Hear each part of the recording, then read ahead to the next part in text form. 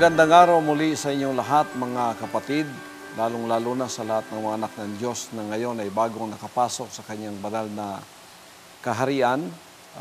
Magpapatuloy tayo sa ating mga mana ng kapahayagan, mga aralin na magpapalalim sa inyo, magpapalakas, magpapatibay, lalo ng inyong pananampalatayang makapagdaragdag ng inyong kaalaman, kaunawaan, pagkakilala at karunungan sa mga kalooban ng ating dakilang Ama na siyang aking iniaral at tinuturo sa lahat ng mga anak ng Diyos sa buong sanlibutan, lalong-lalo na tayong mga bagong pumasok, bagong tinawag, bagong pinilit, hinirang ng Ama na maging mga anak ng Diyos.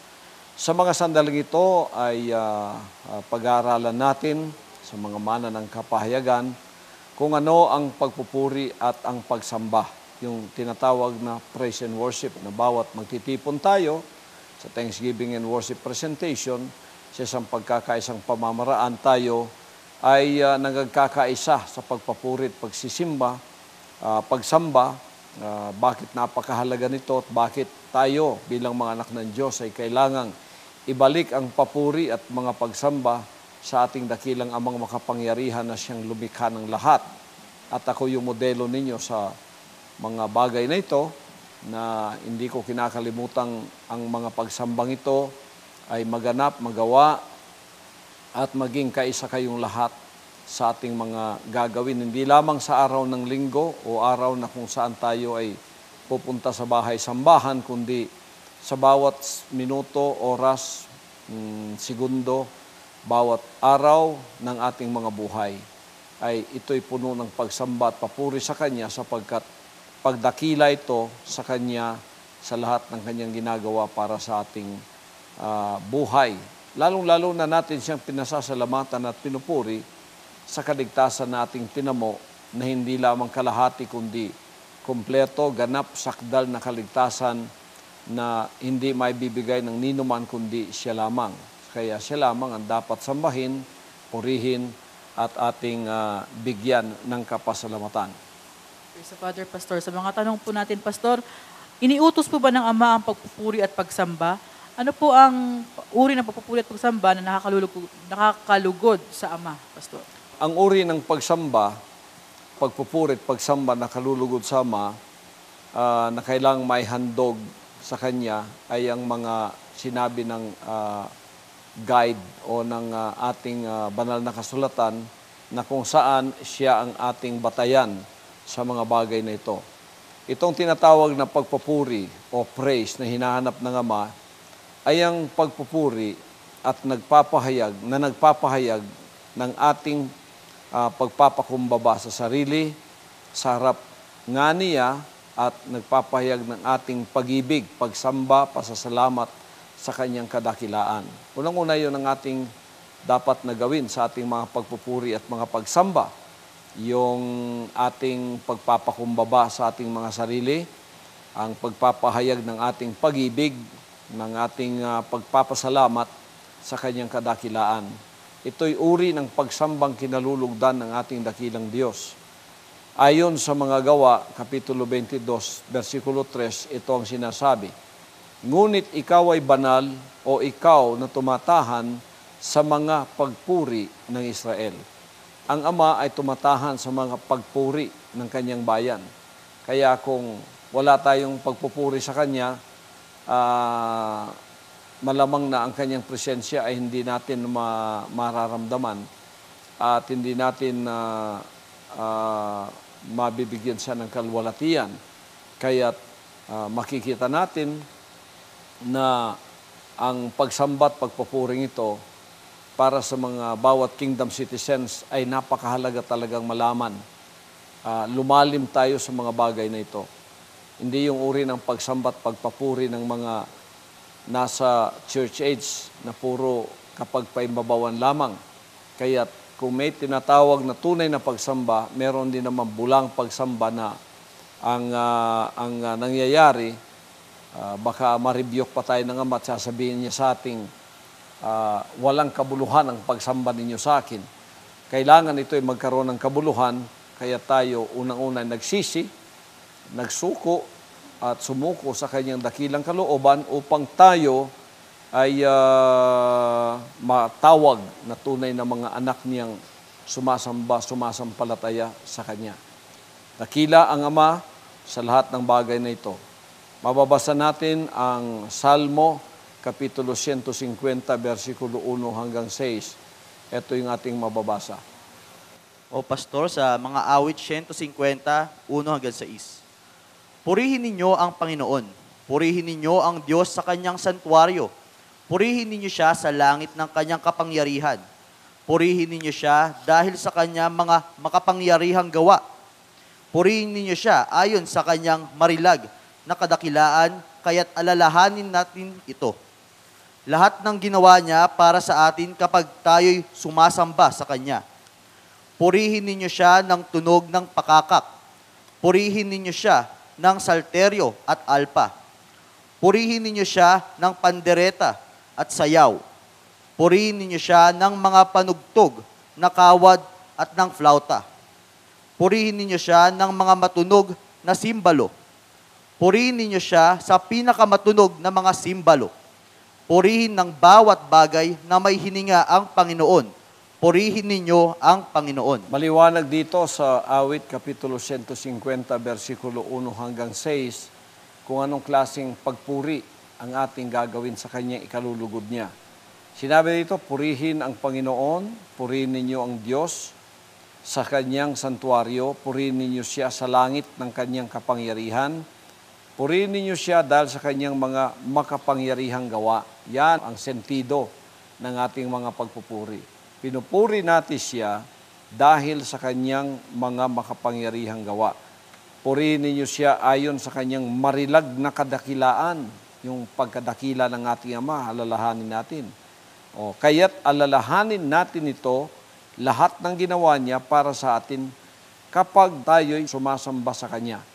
Pero ninyo mga kapatid, ito ang sinabi niya sa verse 2, purihin ninyo siya dahil sa Kanyang makapangyarihang gawa.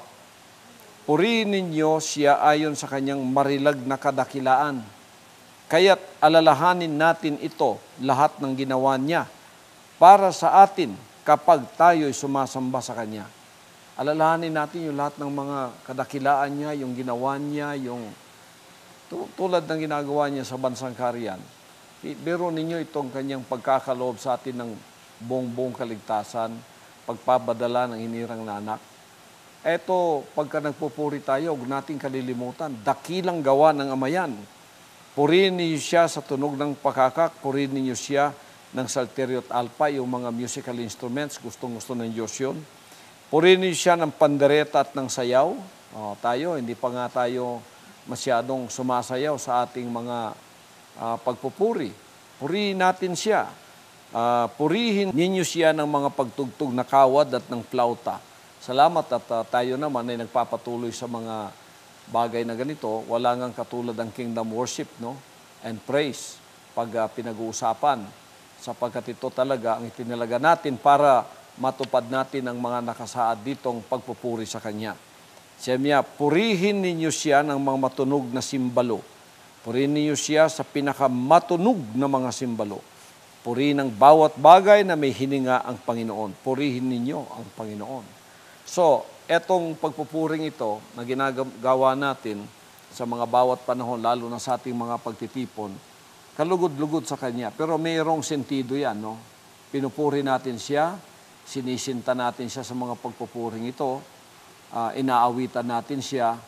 Ang gusto ng Diyos, alalahanin natin sa sentido ng ating pagpupuri, yung pinaka-center ng ating pagpupuri, yung Kanyang mga makapangyarihang gawa, alalahanin natin kung ano ang Kanyang mga pagpapalang ibinubuhos sa atin, na dahil dito, pinupuri natin siya, pinasasalamatan natin siya. Yon ang tinatawag na praise o pagpupuri. At kasama diyan ang worship, ang pagsamba.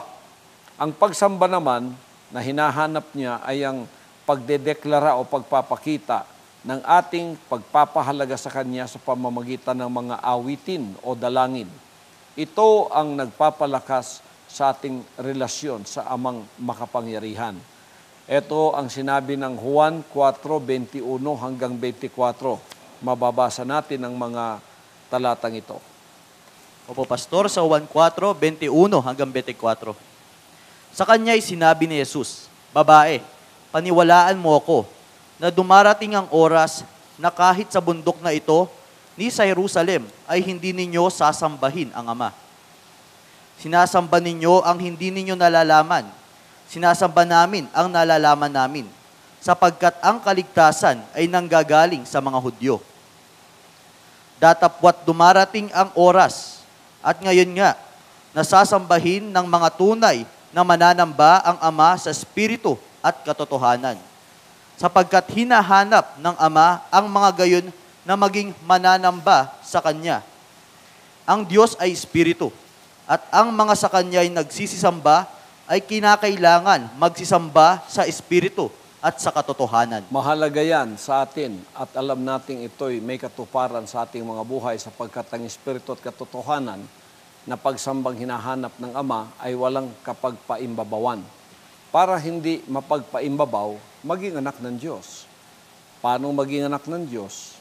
Magsisi, isuko ang dapat isukong kasalanan. Ano yun? Ang kasalanan yung paggawa ng ating sariling kalooban. Ngayon, sumuko ka sa kanyang kalooban. Ang ibig sabihin, tanggapin mo na ang kanyang lahat ng kalooban na sinasabi sa iyo, sa kanyang mga salita, under sa guidance sa pamamahala ng kanyang hinirang na anak dito sa lupa.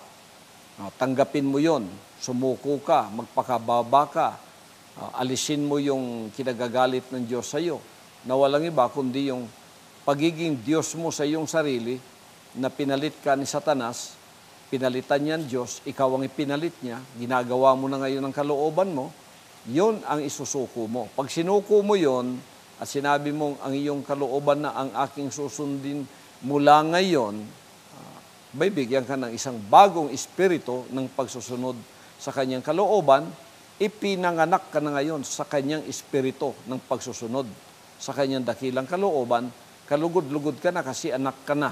So, nasa katotohanan ka na. May espiritu ka pa. Anong espiritu yon? Espiritu ng pagsusunod. Kaya katotohanan at espiritu. Sinabi niya, ang mga sa kanya nagsisisamba, kinakailangan magsisamba sa espiritu at sa katotohanan. Anong espiritu dito? Espiritu ng pagsunod sa kanyang kalooban. Ano yung katotohanan?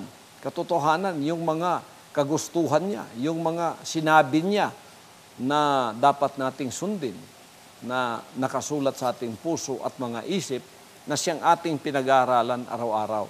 Yon ang tinatanggap ng Ama na uri ng pagsamba sa kanyang bayan sa mga panahong ito. Kaya masasabi ko, without controversy, na ang mga anak ng Diyos sa kingdom age na pumasok at sila ay sumuko sa kanyang kalooban, sila lamang ang mga nagsasambang tinatanggap ang kanilang mga pagsamba sapagkat ito ay natugma sa kanyang kalooban.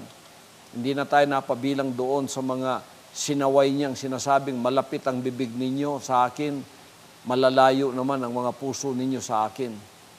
Ako yung modelo ninyo sa bagay na ito, mga kapatid, na tatanghalin upang kayo ay hindi itakwil ng Ama at sabihin, walang kabuluhan ang pagsamba ninyo sa akin. Kaya itong mga pagsamba ganito, na tulad ng itinuturo at iniaral ko sa inyo, katanggap-tanggap sa Kanya sapagkat ito ang Kanyang hinahanap. Kaya't sinabi niyang dumarating ang oras at ngayon nga nasasambahin ng mga tunay na mananamba ang Ama sa Espiritu at sa katotohanan. Sapagkat hinahanap ng Ama ang mga gayon na maging mananamba sa Kanya. So, nagpapasalamat tayo na itugma natin ang ating mga tunay na pagsamba sa Kanya. Papupuri, pagsamba, na mayroong katotohanan at mayroong espiritu ng pagsusunod sa kanyang kalooban. Maraming salamat po, Pastor. May wastong paraan po ba na dapat sundin upang maging kalugod-lugod ng ating praise and worship, Pastor? Well, ang lahat ng mga pagsamba natin, whether tayo ay gising man o tulog, yung buhay natin, nakaalay yun sa pagsamba at sa mga pagpupuri. Upang ang mga pagsamba ay maging katanggap-tanggap o acceptable worship sa harap ng ating dakilang Diyos, huwag bumalik sa paggawa ng kasalanan o pagsunod sa sariling kalooban na magiging alipin na naman ng kasalanan. Sinabi ng Salmo 4:3 hanggang 5, ganito ang sinasabi, pakinggan natin. Opo, Pastor, sa mga awit 4:3 hanggang 5. Ngunit talastasin ninyo na ibinukod ng Panginoon sa ganang kanyang sarili ang banal. Didinggin ng Panginoon pagka ako'y tumawag sa Kanya. Tingnan ninyo yan, talastasin ninyo, ibinukod ng Panginoon sa ganang kanyang sarili ang banal. Sino yung banal? Ang banal yung sumusunod sa kalooban niya. Yun ang banal sa kanyang harapan. Didinggin ng Panginoon pagka ako'y tumawag sa Kanya. Ito yung mga padalangin, pakikinig ng Diyos sa mga dalangin ng mga banal na sumusunod lamang sa Kanyang dakilang kalooban. Kayo'y magsipanginig at huwag mangagkasala. Magbulay-bulay kayo ng inyong puso sa inyong higaan at kayo'y magsitahimik. 5. Maghandog kayo ng mga hain ng katwiran at ilagak ninyo ang inyong tiwala sa Panginoon. Kayo'y sinabi niya, manginig, magsipanginig, at huwag mangagkasala. Stand in awe and sin not. Commune with your own heart upon your bed and be still. Kayo'y magsipanginig at huwag mangagkasala. Huwag bumalik doon sa udyok ni Satanas na bumalik kayo sa inyong pagtupad sa sarili mong kagustuhan. Hindi na pwede yun kasi hindi na tayo alipin ng kasalanan. Alipin na tayo ng katwiran ng Diyos. Sinabi niya rito sa verse 5, mangaghandog kayo ng mga hain ng katwiran at ilagak ninyo ang inyong tiwala sa Panginoon. Yan ang tinatanggap niya na kalugod-lugod na pagpupuri sa Kanya at ito'y nagmumula sa ating mga tunay na sinserong paglilingkod na sumusunod lamang sa Kanyang kagustuhan, kalooban sa buong buhay natin. Nakapag-decide na tayo sa ating freedom of choice na gano'n na nga gagawin natin. Yung desisyong my heart is fixed, my mind is made up, dapat hindi na yun mabago. Gumawa tayo ng wastong desisyon, hindi lamang doon sa sumuko tayo sa Kanyang kagustuhan, kundi sa bawat araw na kailangan gamitin natin. Kailangan nakapako na yung desisyon na yun, hindi na yun mababago ni inuman. Na nakapag-decide na tayo, ano man ang mangyari, hindi na magbabago yun. O di, ang pagsamba mo, pagpupuri mo, bawat minuto, bawat segundo, bawat oras, tanggap ng Panginoon kasi ikaw ay tunay na niyang anak. Tanging ang dalisay na sakripisyo ang maituturing na maluwalhating iglesia o katawan. Sino yung katawan? Hindi naman yan relihiyon at denominasyon. Yan ay walang iba kundi tayo. Pag sinabing mababasa ninyo riyan na may church na sinasabi, hindi yung version ng church age na puro faction na denominasyon, relihiyon, organisasyon, mga institusyon. Hindi. Pagka nabasa ninyo riyan, ang word na church, yun tayo yun, yung katawan natin yun. Tayo yun, yung pagkatao natin. Ginawa lang church sapagkat hindi lang iisa tayo, tayong lahat. Ang church, body yan eh. Ang ulo, siya is the head of the church, which is the body. Colossians 1:16. Ngayon, pag nabasa ninyo yung church dyan, tayo yun. Hindi yun ang building, hindi ang organisasyon. Tayong mananampalataya, tayong mga anak ng Diyos. Yan ang sabi ng Efeso 5:27. Basahin natin. O Pastor, sa Efeso 5, versikulo 27. Upang ang iglesia ay maiharap sa kanyang sarili na maluwalhati, na walang dungis o kulubot o anumang gayong bagay, kundi ito'y nararapat maging banal at walang kapintasan. Tingnan mo, upang ang iglesia ay maiharap sa kanyang sarili na maluwalhati, na walang dungis o kulubot o anumang gayong bagay. Ngayon, yun ang mga iglesia ni Kristo dito na kinuha yung pangalan ng ating dakilang Ama. Hindi naman iglesia ni Kristo yan. Iglesia ng tao. Kasi sa kanilang paniniwala, tao lang si Kristo. Kaya kailangan palitan yan. Iglesia ng tao lamang. Kayon, ang kanilang interpretasyon, sila ito, na maiharap daw sa kanyang sariling maluwalhati, walang dungis o kulubot o anumang gayong bagay. Yung building nila, ang ibig sabihin ng iglesia, kaya pinapaganda nilang mabuti, Talagang pinipinturahan yan, pinagaganda, sapagkat yun daw ang iglesia. Tinan mo ang kabulukan ng kanilang interpretasyong ito. O, yun ba ang dadalhin ng Ama sa langit, titipunin yung mga simbahang pinagagawa nila, sinabi lang yun ang iglesia? Ang iglesia riyan, ang taong titirahan ng Diyos. O, tao, hindi building. Tao ang dapat ayusin. O tingnan mo naman yung taong nananamba sa kanila, mga antikristo, sapagkat naniniwalang si Kristo tao lamang. Pagkatapos, mga marurumi pa, sapagkat dinodumihan ang templo ng Diyos na walang iba kundi yung katawan nila. O, ang break nila, imbes na magkape, magsigarilyo. O, yun ba ang interpretasyong tunay? Hindi, mga kapatid. Tayo ang iglesyang tunay. Tayong mga naghandog ng ating sarili na pinakahaing buhay, na nagsisi at hindi nagagawa ng ating kalooban. Wala nang karumihan sa atin. Ang karumihan kasi sa harap ng Diyos, yung gagawa ka ng sarili mong gusto. Ang kabanalan, yung gagawin mo ang kagustuhan niya. Yan, tayo na yun. Walang dungis, walang kulubot sa kanyang harapan. So ang pagsamba ay isang sakripisyo at ang mga tao ay ang mga haing buhay. Kapag nakapokus na tayo sa kalooban ng Ama, nagiging katanggap-tanggap ang ating mga pagsamba sa Kanya. Kaya yung hain ngayon, tayo. Hindi na tayo naghahain ng kung ano-ano paman. O paano mong ihahain ang sarili mo na isang haing buhay, isang sacrifice na buhay. Maghandog ka ng sarili mo sa pagsisisi. Maging anak ka ng Diyos. Mag-decide kang maging anak ng Diyos. Isuko mo na yung pagiging Diyos mo. Siya nang tatanghalin mong Diyos. Hindi na yung gusto mong matutupad, ang sa Kanya ng gusto ang matutupad. Mababasa natin yan sa Roma Kapitulo 12, versikulo 1. Ganito naman ang sinasabi, pakinggan natin. Opo, Pastor, sa Roma Kapitulo 12, versikulo 1.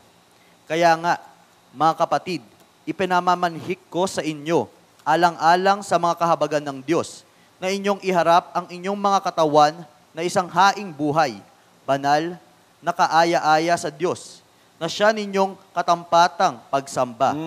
Mga kapatid, ipinamamanhin ko sa inyo, alang-alang sa mga kahabagan ng Diyos, na inyong iharap ang inyong mga katawan na isang haing buhay. Iharap ang ating mga katawan bilang haing buhay. Banal na kaaya-aya sa Diyos, katanggap-tanggap ang ibig sabihin, na siya ninyong karapatang pagsamba. Karampatang pagsamba. Ang ating ihain, ang ating mga katawan bilang haing buhay, banal na kaaya-aya sa Diyos. Katanggap-tanggap, banal, sumusunod. Nakapangako ng itong katawang ito, Ama, ang susundin, ikaw lang. Itong utak na ito, Ama, ang susundin, ikaw lang. Ang pusong ito, Ama, ang mamahalin, ikaw lang. Higit pa sa lahat ng bagay. Yan ang tunay na katawang haing buhay na katanggap-tanggap sa kanyang harapan. Ito yung karampatang pagsamba natin, mga kapatid. Sa unang Pedro 2:5, kayo rin naman na gaya ng mga batong buhay ay natatayong bahay na ukol sa Espiritu upang maging pagkasaserdoting banal, upang maghandog ng mga hain na ukol sa Espiritu na nangakalulugod sa Diyos sa pamamagitan ni Jesucristo. Kita na ninyo dito, tayo yung batong buhay, natatayong bahay ukol sa Espiritu. Sino ito? Yung building? Hindi, mga kapatid. Natatayong bahay na ukol sa Espiritu. Tatahanan ba ng Diyos ang hollow block, semento, bakal, pintura? Hindi niya matatahanan yun kahit gaano kaganda. Maganda sa mata ng tao. Sa mata ng Diyos, maganda ba yun? Huwag mo nang pabugan ng Diyos sa ginawa mo sa mga kamay mo. Tayo yun dapat. Dapat malinis tayo, maganda tayo, kapuri-puri tayo, talagang pwede niya tayong tahanan. Paano niya tayong mapapanahanan? Kung tayo ay kanyang aangkining kanya. Paano yun? Pagka ikaw ay sumukot, sinabi mong, hindi ng kalooban ko ang susundin ko, Ama, buong buo, iyo lamang ang aking susundin. Walang iba kundi ikaw lamang. Magiging loyal ako sa iyo, magiging matapat ako sa iyo, anumang pagsubok, anumang kapigatian, anumang parusa, anumang dadanasin ko ng dahil sa iyo, ako ay mananatiling tapat lamang na susunod sa iyong kalooban. Yan ang tunay na haing pagsambang katanggap-tanggap sa harap ng ating dakilang Ama. Huling tanong po, Pastor, may kingdom standard po ba ang mga awiting papuri, Pastor? Well, ang mga paraan ng pagpapayag ng pagsamba, yung expressions of worship, kumanta at manalangin na mayroong espiritu at pag-iisip. No? Samahan natin yung naririnig natin, nararamdaman natin, iniaalay natin para sa Kanya. Ang unang Korinto 14:15, ito naman ang ating mababasa dito. O Pastor, sa unang Korinto 14, versikulo 15. Ano nga ito? Mananalangin ako sa Espiritu, at mananalangin din naman ako sa pag-iisip. Aawit ako sa Espiritu, at aawit din naman ako sa pag-iisip. Wala, hindi tayo nandoon na parang robot, no? Pinag-iisipan natin to, yung ating awit, naawit natin mula sa puso, iniisip natin kung anong meaning nito. Kaya pag tayo nagsasambat, pumupuri ang mga singers dyan, sa panahon ng TWP, sa panahon ng mga pagsamba natin sa KLC, samahan natin ng puso, ng isip. Nandoon tayo, wala tayo doon sa labas. Katawan ninyo nasa loob, ang isip at puso ninyo nasa labas. Dapat kasama natin. Nuunawa natin, kaya tumutuloy yung luha natin. Ganito yung nakikita sa kingdom worship, di ba? At ito yung kalugod-lugod sa harap ng ating Ama. Mga usapan at awitin ang mga salmo at mga kantang espiritual, tulad ng sinabi ng Efeso 5:19, na kayo'y mga usapan ng mga salmo at mga himno at mga awit na ukol sa espiritu na nangaawitan at nangagpupuri sa inyong mga puso sa Panginoon.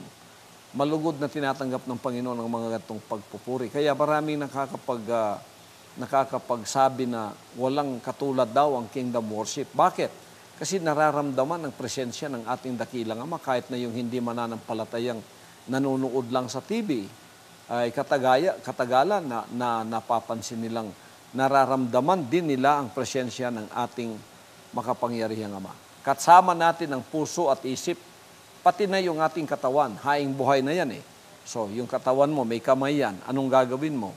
Salmo 134:2. Ito naman ang sinasabi.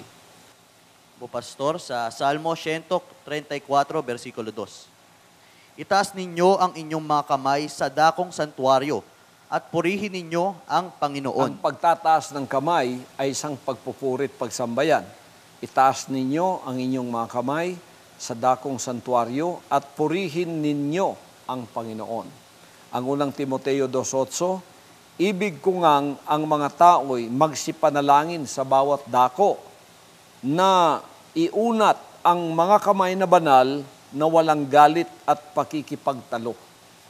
Iunat ang kamay, itaas ang kamay na banal na walang galit at pakikipagtalo. So, bago tayo mag-worship, dapat kung may kagalit kayo o meron kayong kinatisuran o meron kayong alitan, magkasundo muna kayo bago ninyo itaas, iunat ang mga kamay ninyo. Sapagkat hindi malulugod ang Ama kung tayo ay may kimkim na galit habang tayo ay nagnanalangin at nakaunat ang ating mga kamay. Tapos sinabi niyang ipalakpak ang kamay at sumigaw ng may katagumpayan. Salmo, Kapitulo 47:1-3. Mga awit 47:1-3. Basahin natin. O Pastor, sa mga awit 47:1-3. O ipakpak ang inyong mga kamay ninyong lahat ng mga bayan. Magsihiyaw kayo sa Diyos ng tinig ng pagtatagumpay. Sapagkat ang Panginoong kataas-taasan ay kakilakilabot. Siya'y dakilang hari sa buong lupa. Kanyang pasusukuin ang mga bayan sa ilalim natin at ang mga bansa sa ilalim ng ating mga paa. Biro mo ang sinabi niya dito, o ipakpak ang inyong mga kamay ninyong lahat na mga bayan. Yung pagpapalakpak ng ating kamay, pagpupuri yun. Magsihiyaw kayo sa Diyos ng tinig ng pagtatagumpay. Yung paghiyaw, yung pagsisigaw natin, Hiyaw yun ng katagumpayan. Yung tinatawag natin sa kingdom language na victory shout, mga kapatid. Nakasulat yan sa Salmo Kapitulo 47, 1 hanggang 3. Sapagkat ang Panginoong kataas-taasan ay kakilakilabot. Siya'y dakilang hari sa buong lupa. Kanyang pasusukuin ang mga bayan sa ilalim natin at ang mga bansa sa ilalim ng ating mga paa. Yan, pangako niya sa mga tunay na anak niyang marunong magsamba sa Kanya na galing sa kanilang espiritu at galing sa kanilang pag-iisip, puso, katawan, lahat, nakaalay, kamay, lahat, mga kapatid. Nagsasamba sa espiritu at katotohanan, tunay na mga anak, nakaunat ang mga kamay, nakataas ang mga kamay, sa mga dalangin, sa mga pagsamba, silang lahat ay pinupuri ang Ama, katanggap-tanggap ito sa Kanya. At pagpupuri natin sa pagbibigay ng handog sa Ama. Malakas tayo sa Kingdom Nation pagdating sa giving, lalo na sa sacrificial giving. Mababasa natin sa Awit 96, 8 hanggang 9. Ganito naman ang ating mababasa. O Pastor, sa Awit 96, 8 hanggang 9. Magbigay kayo sa Panginoon ng kaluwalhatiang ukol sa Kanyang pangalan. Kayo'y mangagdala ng handog at magsipasok kayo sa Kanyang mga looban. O sambay ninyo ang Panginoon sa kagandahan ng kabanalan. Manginig kayo sa harap niya, buong lupa. Magbigay kayo sa Panginoon ng kaluwalhatiang ukol sa Kanyang pangalan. Kayo'y mangagdala ng handog at magsipasok kayo sa Kanyang mga looban. So, itong pagbibigay ng handog, tulad ng tithes and offering, sacrificial offering, kung ano pa mang offering ating maihahandog, ito'y kaaya-aya sa Kanya, katanggap-tanggap, sapagkat isa ito sa mga pagpupurit, pagsamba na Kanyang tinatanggap. So, tayo naman sa Kingdom Nation, naturuan na sa mga bagay na ito. Ang ating paghahandog, pagbibigay, napakarami nga. Kung minsan, mga kapatid, ang iba nagtataka kung bakit wala daw nagrereklamo sa bawat isa sa ating. Kung minsan, 7, 8 na giving ang isang linggo ng pagbibigay. Hanggang sa tayo lumabas, wala nang naibigay na natin lahat. Naniniwala tayo na sa paggawa nito, ang Ama'y nalulugod sapagkat sinasacrifice natin ang lahat ng nasa sa atin para sa Kanyang kaluwalhatian. Dahil dito, pinagpapala naman ng Ama ang bansang kaharian. Lalo na yung mga tunay na mga anak ng Diyos na naghahandog sa Kanya ng kanilang mga alay. Yung sacrificial na talagang mula sa puso natin, na iniisip nating una-una ang Kanyang kaharian. Kaya, sinabi niyang, seek ye first the kingdom of God and His righteousness, and all these things will be added unto you. Ibig sabihin nun, hanapin muna ang Kanyang kaharian. Bawat pagpapalang ating tatanggapin, ang iniisip nating unang-una kung ano ikabubuti ng kaharian. Yun ang ibig sabihin ng seek ye first the kingdom. Hanapin muna kung ano ikabubuti ng kaharian. May pagpapala kang dumating ngayon. Ang unang, kung wala ka pa sa kaharian, ang unang iisipin mo kung ano ikabubuti mo. Ikabubuti ng bahay mo, ikabubuti ng mga kaibigan o mga relatives mo. Ngayon, ang iniisip mo kung ano ay ikabubuti ng kaharian. Noon, pag magsweldo tayo, ang iniisip natin kagad, ang ikabubuti ng ating pamilya sa Pilipinas. Ikabubuti ng ating pamilya kung saan sila. Agad-agad, sinasacrifice natin, nagpapadala tayo ng pera sa kanilang ikabubuti. Ngayong kingdom citizen na tayo, pinagpala tayo, ang huta nating inahanap, ang kabutihan ng kingdom. Ano ay kabubuti ng kingdom? Anong maialay ko para ikabubuti ng kaharian ng Diyos?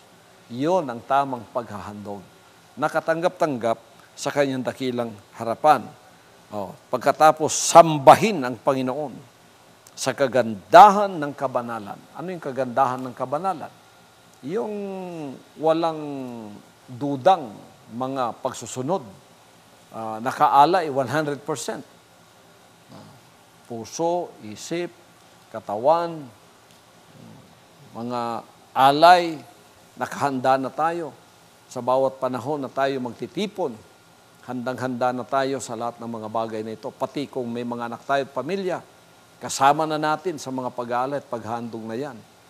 Kalugod-lugod sa amang makapangyarihan ang ganitong uri ng pagpupuri. Oh. So, itong kingdom standard na tinatawag, biblical ito lahat. Itong lahat ay katuparan ng buhay ng anak sa both Old and New Testament. Sapagkat ang anak ang siyang fulfillment ng both Old and New Testament. Kaya ito'y mariin kong sinasabi sapagkat hindi tayo katulad ng mga patay na nagsasamba na pumasok sa bahay-sambahan parang hindi alam kung ano ang nangyayari at hindi alam kung ano ang ginagawa, nandoon lamang sila sapagkat sa kanilang isip, sapat na yon upang sila ay mapalapit sa Diyos o maligtas o mahugasan ng kanilang mga kasalanan. Denominational at religious na pag-iisip yon. Utak relihiyon yon, mga kapatid. Yun ang kapagpaimbabawan ng taong ayaw na ayaw ng Diyos. So ngayon, sa ating pagsisimba, pagsamba natin, makikita natin na natutupad ang banal na kasulatan na ang kanyang hinahanap na tunay na magsamba sa Kanya ay yung magsasamba sa Kanya sa Espiritu at sa katotohanan. Ito na yung buong pag-aaral natin sa Espiritu at katotohanan. Espiritu ng pagsusunod, katotohanan ikaw ay anak ng Diyos, nagsisi, ang puso mo matuwid na, hindi na magbabago sa pagsusunod sa Kanya, anuman ang daanan mo, apoy man, kapagsubukan, pag-uusig, kapigatian, o kung ano pa mang kahirapan, ang puso mo ay wala ng pagbabagong susunod sa Kanyang dakilang kalooban.